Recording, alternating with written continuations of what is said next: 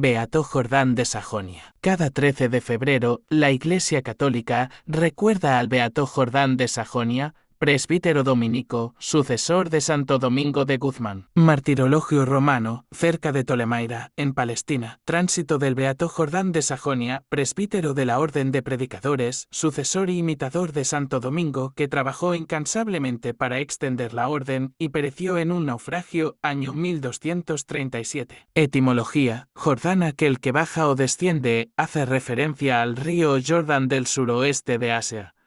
Es de origen hebreo. Fecha de beatificación. Culto confirmado en 1825 por el Papa León XII. Fue el sucesor de Santo Domingo de Guzmán y el gran propagador de la comunidad de padres dominicos. Nació en Sajonia, al sur de Alemania, y se doctoró en la Universidad de París.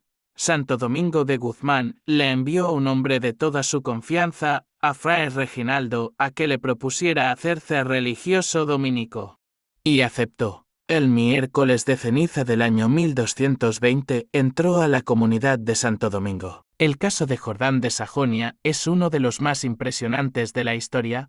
Un hombre que entra a una comunidad y a los solos 3 años de estar de religioso reemplaza al santo fundador y llega a ser superior general de toda la comunidad. Jordán sobresalía por su gran elocuencia y por la eficacia maravillosa de su palabra para conmover los corazones de los creyentes. Primero fue nombrado superior provincia de la región más difícil de gobernar que tenía esa comunidad, que era la Lombardía, Italia. Luego, al morir Santo Domingo, en 1222, los delegados de toda su orden religiosa lo eligen como superior general y reemplazo del fundador. Y en este cargo dura 15 años, hasta su muerte en 1237.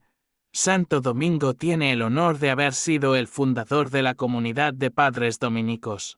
Pero Jordán de Sajonia fue el gran propagador de esta comunidad. Basta con recordar que, durante su mandato, se fundaron 249 casas de congregación y se hicieron 6 nuevas provincias de religiosos. Dicen que Jordán de Sajonia es el patrono de los capellanes de universidades, porque este santo sacerdote recibió de Dios unas cualidades admirables para lograr ejercer influencia entre los universitarios. Por 9 años había estudiado en la más famosa Universidad de la Sorbona en París, y allí aprendió muchas técnicas para lograr influir en favor de los estudiantes. Su gran preocupación fue siempre lograr hacer mejores a los que estudiaban en las universidades. Año predicaba la Cuaresma en la Universidad de París y al año siguiente en la concurridísima Universidad de Bolonia, y al tercer año se dirigía a predicar a la Universidad de Oxford, en Inglaterra. Y en todas partes, los frutos espirituales que cosechaba eran admirables. En la Universidad de Alemania conquistó para su comunidad al más grande sabio en ciencias naturales de su época, San Alberto Magno, y conquistó también a Pedro de Tarantasia, que llegó a ser después el pontífice Inocencio V. Un famoso profesor de universidad previno a sus alumnos para que no se dejaran convencer por los discursos de Jordán. Pero al oírle uno de sus elocuentes sermones, se convirtió él también en uno de sus más fervientes admiradores. Uno de los antiguos biógrafos, compañero suyo, dice: las casas religiosas donde habitaba el padre Jordán parecían colmenas por los muchos jóvenes que entraban a hacerse religiosos, y por los muchos que de allí salían para ser superiores de otras casas religiosas. Por eso él, al llegar a un convento, mandaba hacer muchos hábitos religiosos, teniendo confianza en que Dios le enviaría muy numerosas vocaciones, y así le sucedía en todas partes. El padre Jordán no solo se iba a las universidades a conseguir jóvenes muy bien instruidos, para que se hicieran religiosos, sino que también se iba a los campos y a los barrios obreros, a invitar muchachos sanos, aunque fueran ignorantes, a que entraran en la comunidad. Y esto le valió la acusación de que él recibía a gentes que no le iban a dar gloria a su congregación, y sucedió una vez que recibió a unos 60 muchachos tan poco estudiados que casi no eran capaces ni de leer los salmos en la oración de la comunidad. Y a quienes lo criticaban por recibir esta clase de gentes, les respondió con unas palabras que resultaron ser una profecía o anuncio de lo que iba a suceder en el futuro. Ténganles paciencia por ahora y concédanles tiempo para instruirse poco a poco. que un día se convertirán en grandes predicadores. Y esto se cumplió exactamente varios años después. Cuando Dios le confía a una persona un oficio especial, le concede las cualidades que para ese oficio necesita. Y al padre Jordán le confió Dios el oficio de conseguir muchísimas vocaciones para la vida religiosa. Y por eso le concedió unas cualidades admirables. Recordemos algunas. El padre Jordán tenía unas cualidades que excedían a las que posee el común de las gentes. Dicen los que vivieron junto a él que la austeridad en el dominio de su lengua, de sus ojos y de la gula era algo impresionante. Pero que sobre todo llamaba la atención el modo heroico como dominaba su ira para no ofender a nadie, ni amargar la vida a ninguno. Y no es que no fuera valiente. Cuando el emperador Federico II empezó a atacar ferozmente al sumo pontífice y a la religión, el padre Jordán se fue al palacio y le dijo frente a frente al emperador que esta conducta era reprensible y que si no cambiaba de modo de proceder le llegarían desgracias muy grandes. Pero con los pequeños sabía hacerse pequeño y con los débiles era extraordinariamente comprensivo.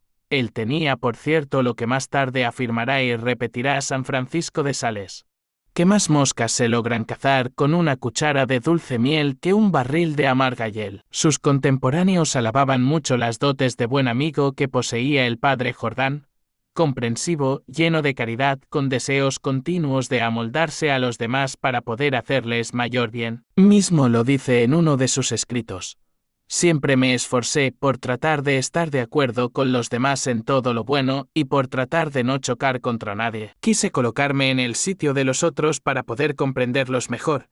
Nunca preferí mis propios gustos en contraposición de los demás.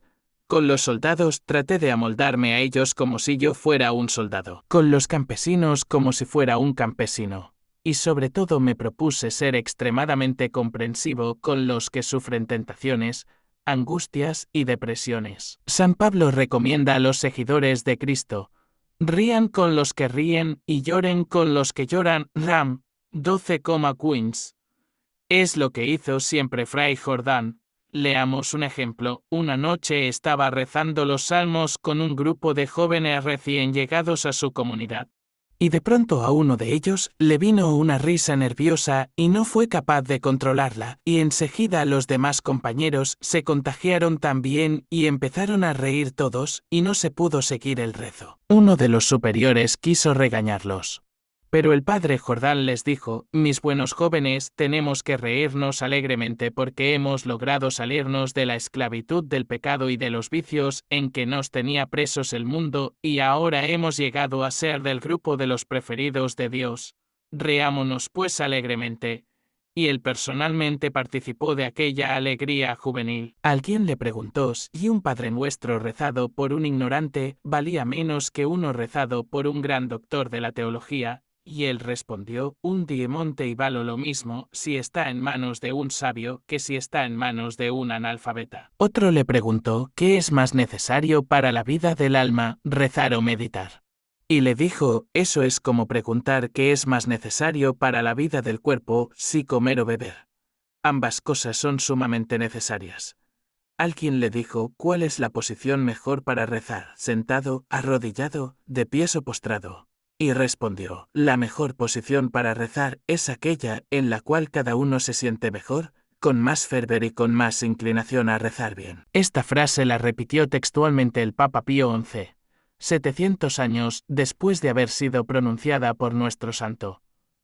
El superior de una comunidad le pidió que le quitara aquel cargo, aduciendo que ese oficio le traía 4 males: orgullo, honores, trabajos y humillaciones. El padre Jordán le respondió: los 2 primeros sí son males, y de ellos te libre Dios, y esfuérzate por evitarlos.